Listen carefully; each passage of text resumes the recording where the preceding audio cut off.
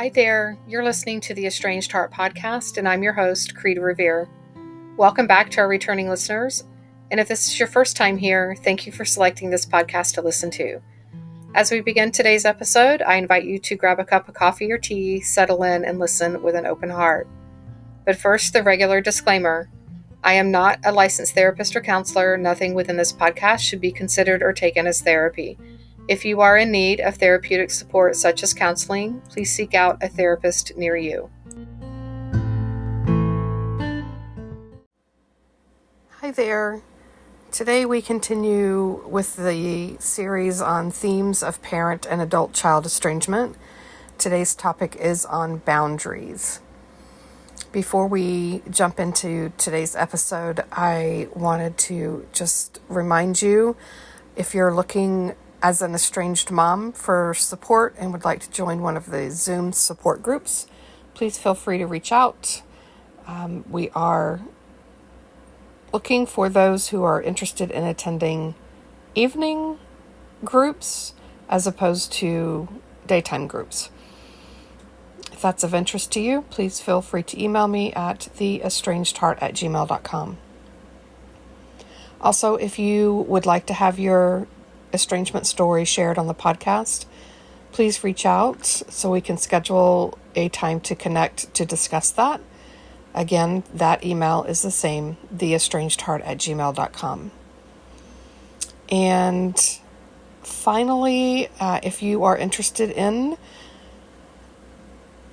support, coaching support specifically, either through a group or through individual coaching sessions with me, please reach out and let's have a conversation around that as well. Again, TheEstrangedHeart@gmail.com. And finally, we are right at T-minus 60 days before I relocate to Florida. And if you are along the path from Washington State to Florida and would like to meet up with me during that trip, please let me know. I'm happy to entertain that as well. Okay, on to today's episode, but first a few quotes. When we fail to set boundaries and hold people accountable, we feel used and mistreated. This is why we sometimes attack who they are, which is far more hurtful than addressing a behavior or a choice. And that is by Brene Brown. The second is, the more you value yourself, the healthier your boundaries are. That is by Lorraine Nyland. Next is, setting boundaries is an act of self-love. And that is by Oprah. And the fourth and final one is by Dr. Phil. Boundaries teach others how to treat you. On to today's episode. Today's episode is on boundaries and continuing with the series of themes of parent and adult-child estrangement. Boundaries is number 2 on the list. And this is a topic that seems to, I see vast swings, I guess, from one end of the spectrum to the other in relation to, should people have boundaries, what boundaries are, how to navigate boundaries, how to establish boundaries, etc., etc. And that is, I think it's because we really don't have a clear understanding of what boundaries are. And I'll be the first to say, I had no idea what boundaries were when I was parenting my children. If I really sit and think about it too, I don't think that I actually had them in any relationship in my life. And that's because it wasn't taught to me, right? Everything from go up and give grandma or grandpa a hug, even if I didn't want to do what other people in authority, in any position of authority, tell you to do. And don't ask questions, right? to my own parents, barging into a bedroom, those types of things. Like, it wasn't something that was taught. And if we do not witness boundaries, if we don't experience boundaries and we're not taught boundaries, it's next to impossible to think that we would have boundaries, or the boundaries that we may have not being super helpful and in fact being unhealthy boundaries. So I wanted to take a little bit of a deep dive into this today. And my hope is that we can begin to understand that boundaries are needed, and they don't have to be something that is punitive. I think in how they are expressed can feel punitive. At the same time, I can understand why they are expressed the way they are at times by individuals, because of the level of frustration, the level of, oh my gosh, we've talked about this 100 times and you're still not listening to me, right? Those kinds of things. But I digress. So let's start at the beginning. What is a boundary, right? A boundary is a psychological or emotional declaration that defines the limits and expectations within a relationship.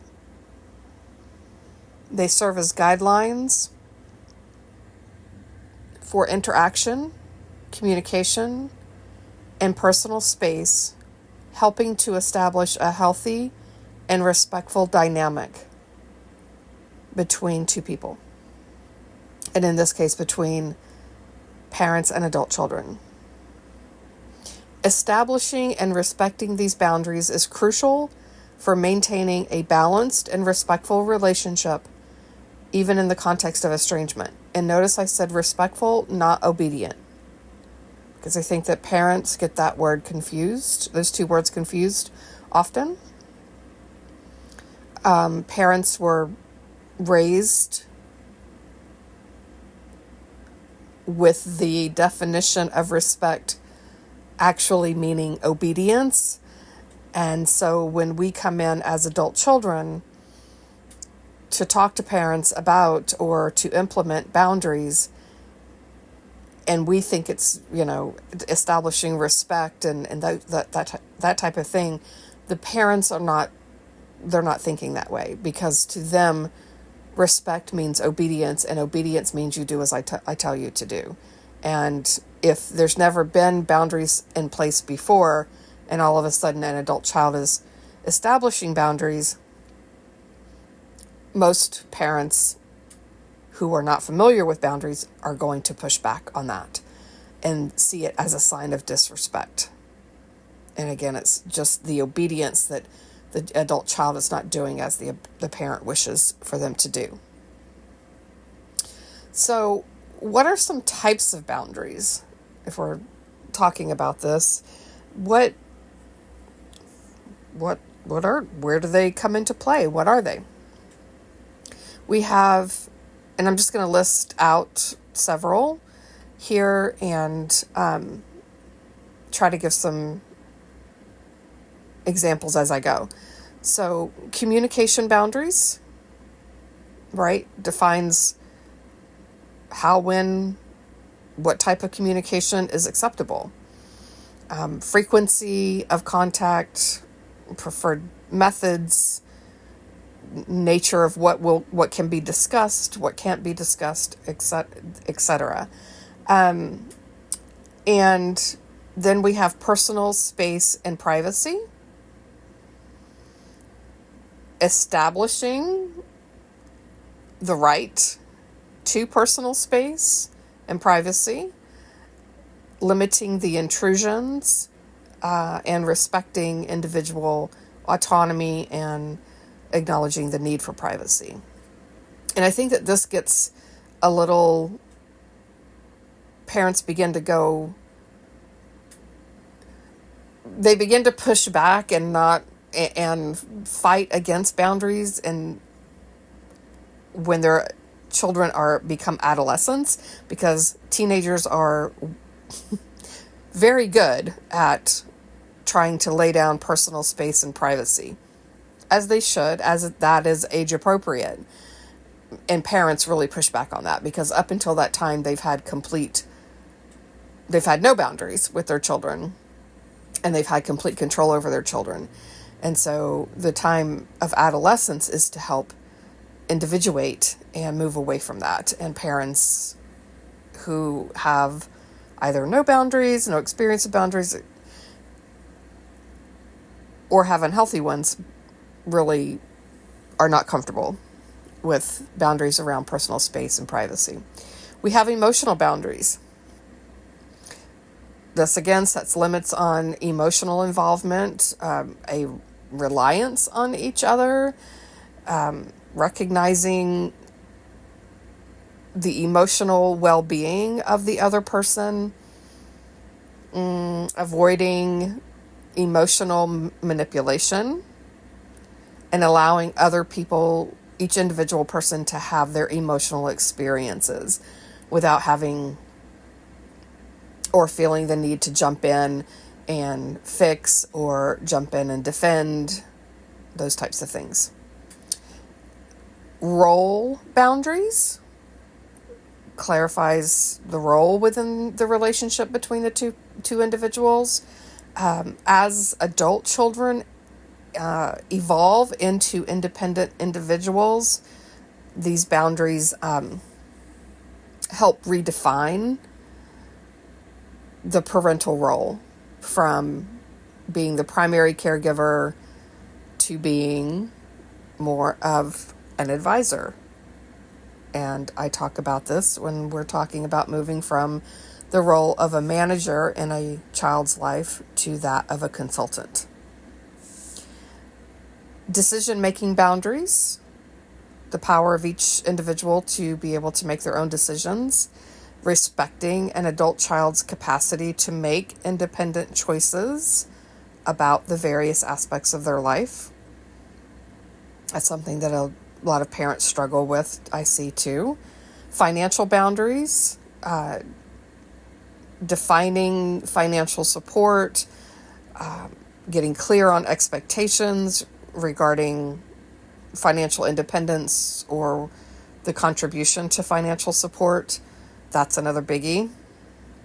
I hear parents talk all the time about, well, they come around when they want financial support, and then I give them the financial support they're asking for, and then they won't talk to me again, right? Then we have respect for individual choices. And again, I think this is a life transition piece that parents miss. I know I missed it with my children, but understanding that people they're able to make their life choices on their values, their beliefs. Having boundaries in place for this can prevent unwarranted interference in personal decisions, and leaving each individual person the freedom to choose their path. A lot of parents really struggle with this, because there is an expectation that the child will become what the parent always dreamed the child to be. And the child doesn't want that. So if mom and dad expect this child to grow up and become a doctor, and the child says, no, I want to go be an actor, oftentimes that is met with significant discord on behalf of the parents as it relates to the child. Conflict resolution boundaries, obviously that's explanatory. Visits and in-person interaction boundaries. So, this comes into play when what I hear from adult children is, my parent just shows up at my house unannounced. My parent shows up at my job twice a week unannounced, those kinds of things. And then we have social boundaries and consent for contact. And acknowledgement of personal growth. So we have all these types of boundaries, and I've kind of alluded to why they're important, but let's get into more of that. Why are healthy boundaries important? And I'm going to go over several key aspects to that. Number one, respect for autonomy. Healthy boundaries respect that autonomy and independence for our children. We, as individual human beings, need space to make our own decisions, pursue our own goals, and live our lives without feeling overly controlled by others. And this is a lot of what a lot of adult children are going through. They're like, I'm an adult. Let me live my life. And the parent, and I can say this because I did this, the parent's on the other side going, but I've got 20, 30, 40 years of life experience on you, and I know that you're headed down the wrong path. I know this is going to end in disaster. I know all of these things. And so while we're trying to do good to help our child to not experience pain and disappointment, those types of things, it doesn't serve them in the long run, right? They need the ability to make mistakes. That is how human beings learn. And if we don't afford them that opportunity, I like to see it done before a child leaves home, because then they have the safe place to fall when they do make a mistake, and they can hopefully feel supported in figuring out how the mistake was made and what, could have been done differently. As opposed to when they get out and become an adult, and then they're kind of left making monumental mistakes with no soft place to land. So this is one of the aspects of why healthy boundaries are needed. Mutual respect. Healthy boundaries promote mutual respect. And they acknowledge that each individual has their own needs, their own perspectives, their own way of approaching life, and it helps to really foster an atmosphere of understanding and acceptance. When our children feel like their parents respect them as grown individual adults, oftentimes what we will begin to see is them stepping up and into that role. We will see them move from the childlike resistance of, you can't tell me what to do, you can't tell me what to say, and all of the outbursts and things like that. They will begin to move into a more adult-like way of being in relationship. But we've got to get out of the way to allow that to happen. We have to have respect for them as adults. Another aspect to healthy boundaries is clarity of communication, right? Clear boundaries facilitate effective communication. When the parent and child understand and respect each other's limits, communication tends to be more open and honest and free of unnecessary conflict. When we know where the parameters are, we can stay within those parameters. Right? Like with my parents, we differ with political and religious beliefs. And those are off-limit topics. We don't talk about them. I know for a very long time, in my young adulthood, I felt the need and that everybody should be able to talk about these things in their life, regardless of who they were communicating with. And I've since learned that that's not necessarily true. I can still be in relationship with my parents, in healthy, good, loving, kind relationship with my parents, and not discuss matters that are important to me. And they can do the same with me. But we know where those parameters are, right? Preventing enmeshment. Oh gosh, enmeshment occurs when there's unhealthy level of emotional involvement and lack of differentiation between a parent and adult child, or a child, period. When there's, this is caretaking and parentification, etc., those types of things. And healthy boundaries prevent an enmeshment by allowing, again, each person to have and maintain their own sense of identity. Another aspect is encouraging responsibility. Adult children, as I just said, are more likely to take responsibility for their choices and actions when they're given space to make decisions and face the consequences, both positive and negative.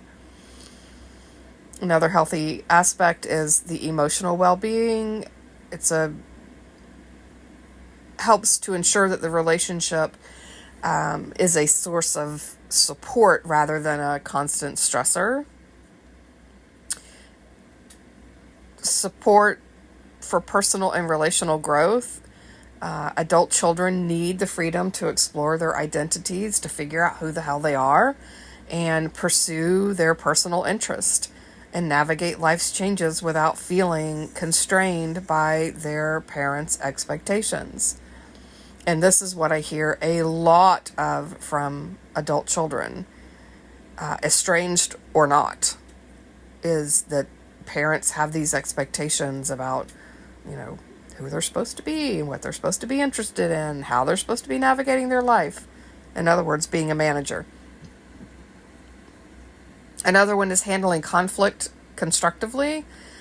Disagreements can be addressed with empathy and a focus on finding solutions rather than escalating the tension when we have healthy boundaries in place. And establishing healthy roles. As an example, parents can transition again from the role of the primary caregiver to more of the supporter and mentor, and allowing the child to take on more independent roles. This also preserves intimacy. It allows individuals to share aspects of their life willingly and at their own pace, which then fosters a deeper connection built on trust and respect. It's really hard to have an intimate relationship with someone when someone feels like another person is forcing them to do something and do it in a way that they don't feel comfortable with, at a pace they don't feel comfortable with, those types of things. And it models healthy relationships.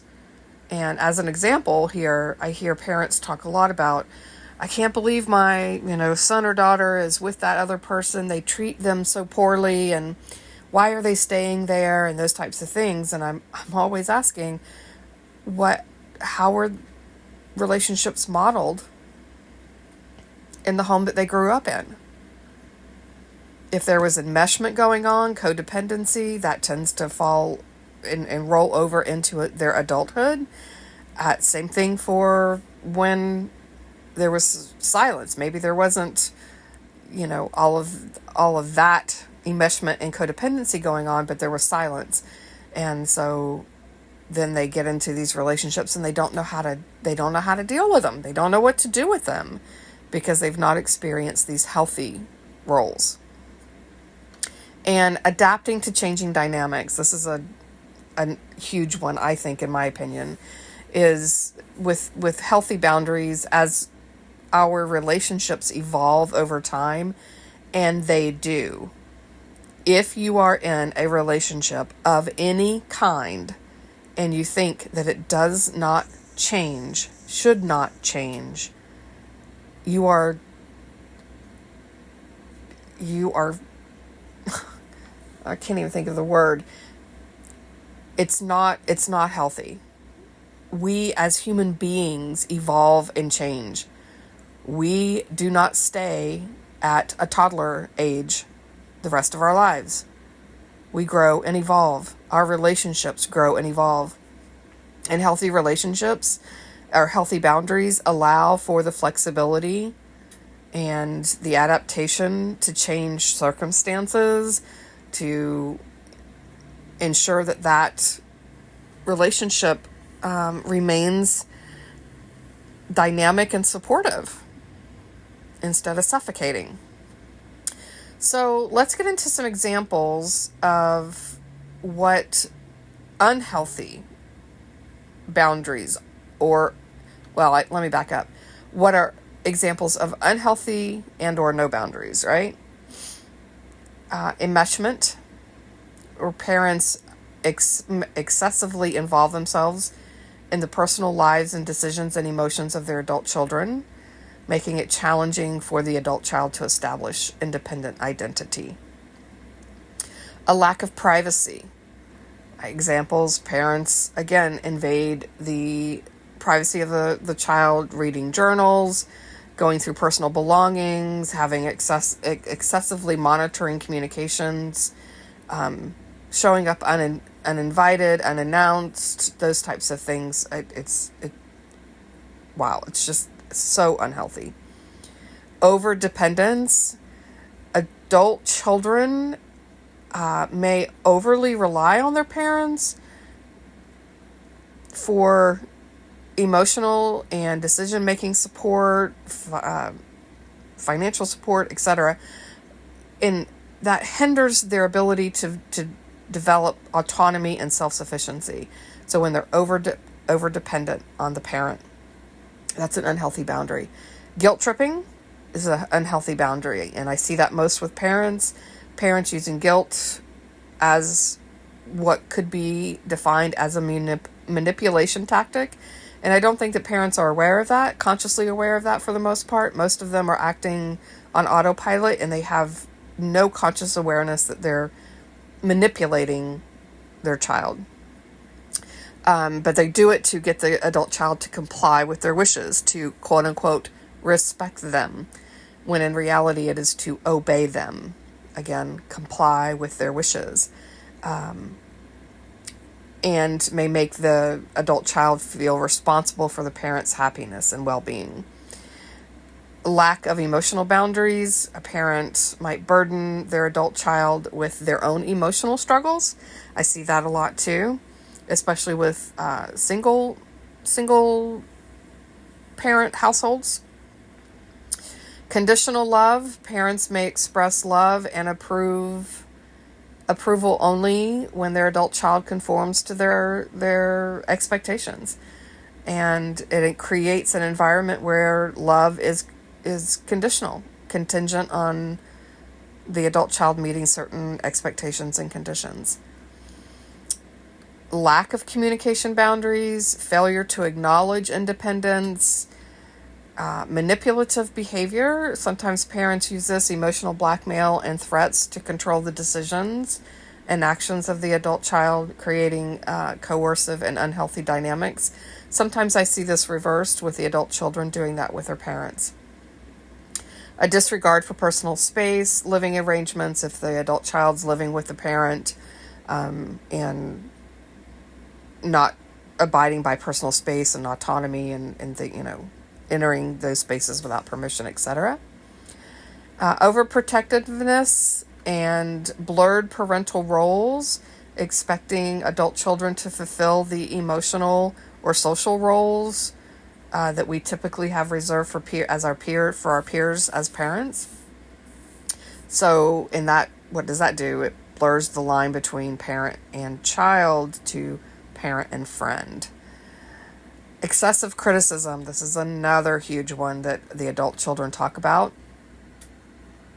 Is parents consistently criticizing their choices, their appearance, their lifestyle, which, all of that does nothing but create judgment and negativity. And when I say, it doesn't have to come out with, you're wearing that ugly red shirt.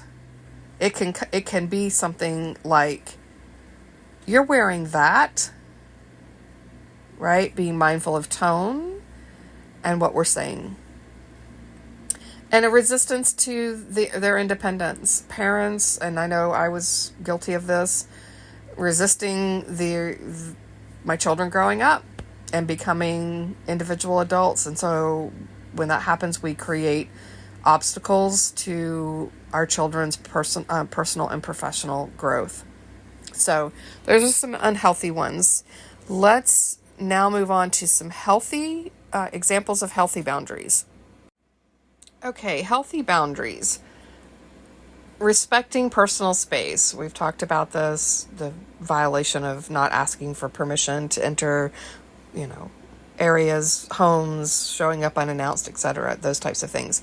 Emotional independence, open communication, both parties engaging in open and honest communication, being able to express their thoughts, feelings, and expectations without the fear of judgment, right? Or without the fear of condemnation and defensiveness. Mutual respect for decisions.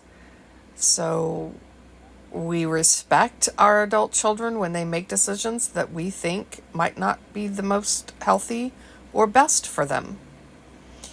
Balanced emotional sharing.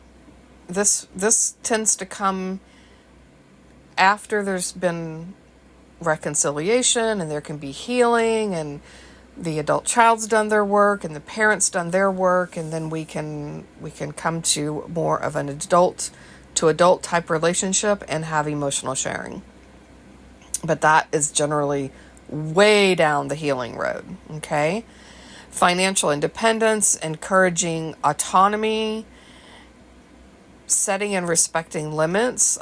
So how often communication happens, how often we visit one another, how much we are involved in one another's lives, those types of things. Encouraging individual growth and pursuing things outside of the parent-child dynamic. Expressing needs and boundaries, which we do so when we feel comfortable expressing those needs and boundaries, and that leads to a shared understanding of each other's limits and preferences. We talked about unhealthy conflict resolution. Now we have healthy conflict resolution. When we have healthy boundaries in place, that conflict resolution can be constructive, where both parties are actively listening to each other's perspectives and working towards something that's mutually agreed upon as far as a solution.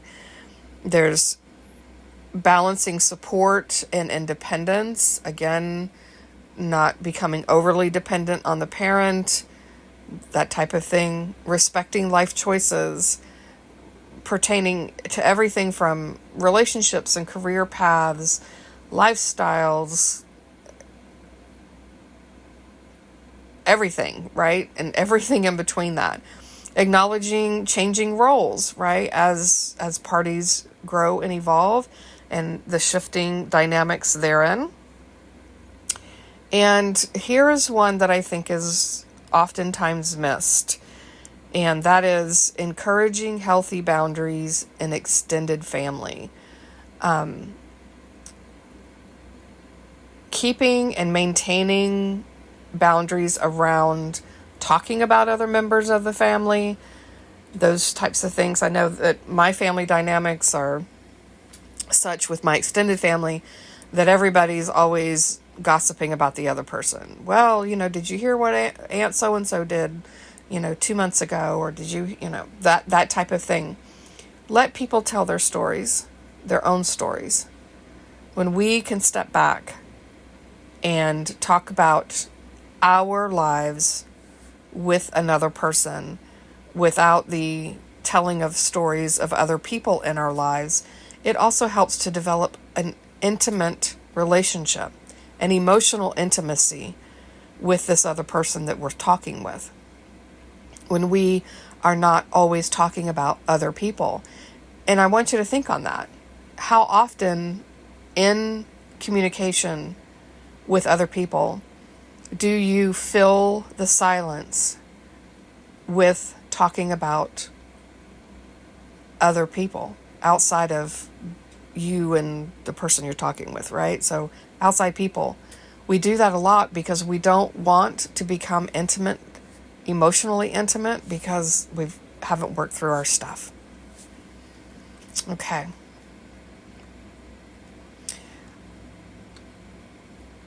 When we have a lack of boundaries, this can lead to feelings of suffocation, feelings of deep frustration, and eventually can contribute to estrangement. We have a emotional dependence. We have limited individuation. We don't know who we are. There's privacy's invaded left, right, and center. We have limited decision-making power because people are always interfering and telling us what they think is right. There's unsolicited advice and control, resistance to independence, there's guilt and obligation, there's conflict escalation. It prevents personal growth. It undermines romantic relationships. We can have difficulty forming other connections. And it builds long-term resentment. And we then have an escaping of emotional pressure, which is what can lead to estrangement. So what are some guidance? What's some guidance to establishing healthy boundaries? I've listed some here, and I've listed them out for parents and for adult children, and then kind of for both parties. So let me run through these. And I think these are really, really important to really sit with. So if you need to back this part up and play it over again, really, really listen to these. So for the parents, open communication, express your intentions, clearly communicate your intentions with your child. While letting your child know what your goal is and creating the balanced and healthy boundary, right? It's not just going, you can't talk to me that way,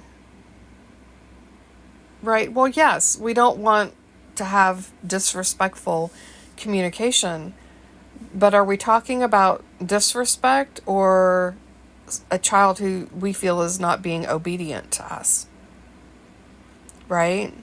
Now we can put those in place and say, you may not speak to me that way. And if the person continues to speak to you that way, if you continue to speak to me that way, then A, B, and C are going to be the results, right? For instance, if you continue to speak to me that way, I am going to exit this conversation and exit the room. Right? You've let them know where the boundary is and what will happen as a result of that. Another thing that I think a lot of parents need to practice is active listening. Listen to your child's needs and concerns and understanding their perspective. It's absolutely crucial. And active listening is not listening to defend. It's not listening and thinking the whole time while the person's talking, we're trying to figure out what our response is going to be. That's not active listening. Okay? Clarifying expectations, having open discussions about the expectations for the relationship. Again, how often do we want to communicate? Where are my boundaries as far as involvement in your personal matters? Here's my boundary for my financial support, those kinds of things. Respect autonomy. Acknowledge your child's growing independence. If you have a young adult child, that independence is going to continue to grow and evolve. If you have an older adult child, respect that they are their own individual person and offer support without control. We parents want to control whether we acknowledge that or not. We oftentimes do it unconsciously because we're on autopilot. So that is another big one, right? Don't dictate decisions. Ask questions. There's that curiosity piece again. Set an example. Let your adult child, see you navigate, establish, and maintain healthy boundaries within other relationships. Right? And maybe if your child's estranged right now, you can't do that because they're not seeing you. They're not in contact with you. But you can certainly do it with your other children or your other relationships. And eventually, somewhere along the way, word tends to get back to the adult child. Ask for consent before just, diving into a communication topic or things like that. Ask if it's okay to talk about such and such. And acknowledge the other person's perspective. In other words, validate their feelings. Right? Even if you don't agree, validation does not equal agreement. Right? So for adult children, communicate clearly. Express your needs and expectations clearly in what is important to you in the relationship with your parents. Set boundaries early. Be consistent. Consistency is absolutely key. If you waffle, today this boundary applies, tomorrow it doesn't apply, then the parent is left confused and doesn't understand, well, it was okay yesterday, but it's not okay today, that type of thing. Practice self-advocacy and expressing your feelings and needs. I suggest doing that with a person that you feel emotionally safe with to begin with, and then branching out. Offer other alternatives, and provide solutions when setting boundaries. It shows your willingness to find common ground. Enforce consequences. It helps to clearly communicate when we are clear in communicating what the consequences are. If the boundaries are repeatedly crossed, then again, what I just talked about it eliminates that confusion, and it reinforces the importance of respecting the boundary, right? Seek external support, whether through friends, family, or a therapist or coach. Having a support system can help you to navigate difficult conversations around boundaries. And be patient. Allow room for adjustment. Sometimes these boundaries, we tend to, again, kind of swing on the pendulum, and we go all the way to the other side, and we implement this really strong and really staunch boundary. And over time, that can evolve. And maybe we realize we don't need it to be quite as strong as it was. That type of thing, right? And the same thing with your parents and their boundaries. So be patient, understand and allow space for mutual understanding to develop as people begin getting used to boundaries. So for both parties, I recommend doing, this is more so once you get into, after you've reconciled, is doing regular check-ins. How are we doing on our boundaries? Is this a boundary we still need? That type of thing. Seek out professional mediation if you need to, with a therapist, a coach, that type of thing.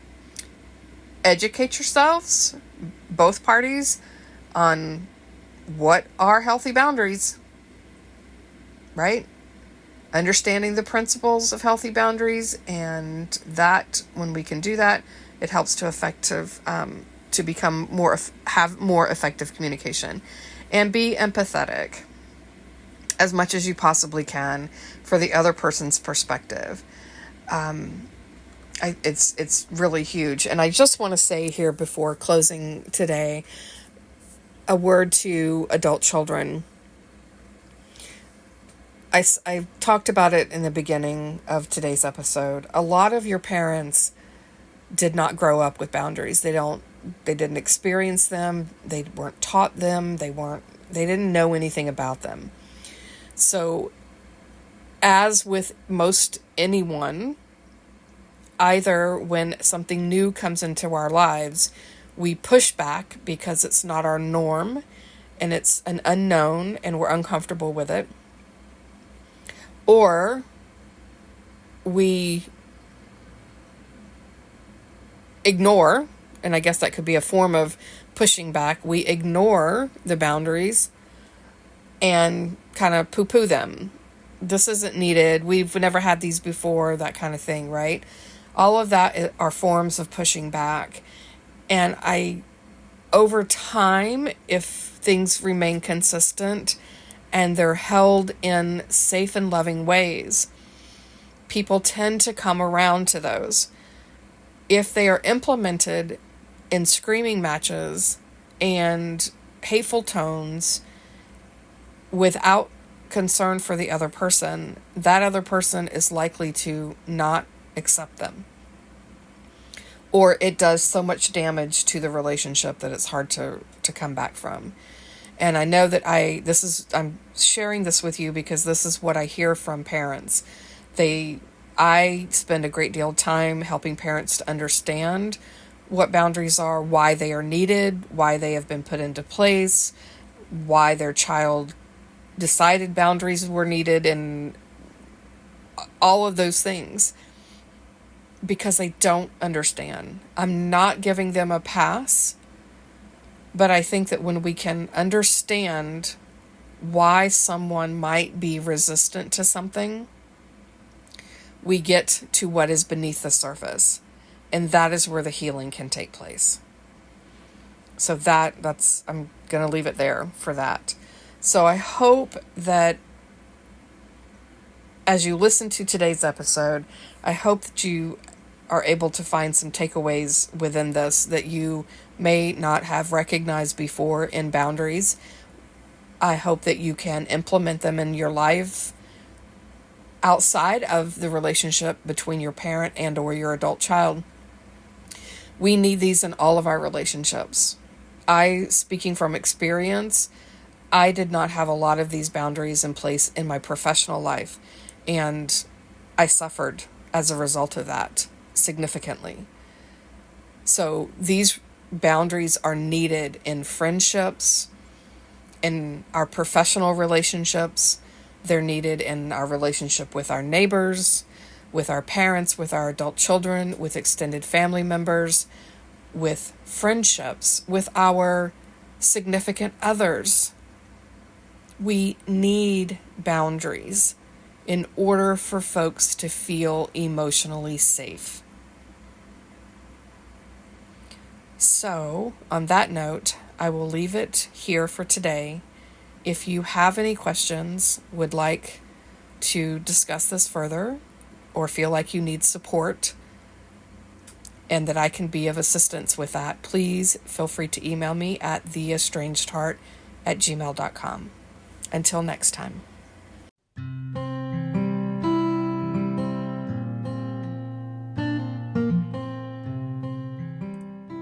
This brings this episode to a close. I hope that this time together was time you feel well spent, and that you are able to find some takeaway nuggets to help you on your journey, wherever you may be on your estrangement and reconciliation path. If you feel you've received something helpful or positive from this podcast, please consider following us, sharing this podcast with others, leaving a positive review, perhaps entertaining becoming a guest on our show, or following us on social media, on Instagram, Facebook, and TikTok under the same name, The Estranged Heart. As a reminder, there is an online support group on Facebook. If you are a estranged mom who identifies as being spiritual and approaches estrangement with a sense of curiosity rather than blame and judgment, and desire to do inner self-work and reflection, please seek us out. We can be found at facebook.com/estranged mothers support group. And lastly, if you are an estranged parent or an estranged adult child and would like to have your story shared on the podcast, anonymously or not, please reach out to me via email at TheEstrangedHeart@gmail.com.